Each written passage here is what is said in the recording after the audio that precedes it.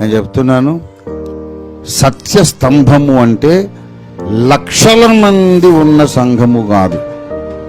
100 మంది ఉండొచ్చు, 10 మంది ఉండొచ్చు. కొద్ది మంది అయినా సత్యమందు ప్రతిష్ఠితులైన వాళ్ళు, సత్యంలో స్థిరంగా నిలిచిన వాళ్ళు 10 మంది ఉన్నా చాలు. అది సత్యస్తంభము. సంఖ్య ముఖ్యం కాదు, సంఖ్య ముఖ్యం కాదు. 1,00,000 మంది సభ్యులుండి అబద్ధ బోధలు వాళ్ళు వ్యాప్తి చేయవచ్చు. 10 మందే సంఘం ఉండి సత్యబోధను వ్యాప్తి చేయవచ్చు.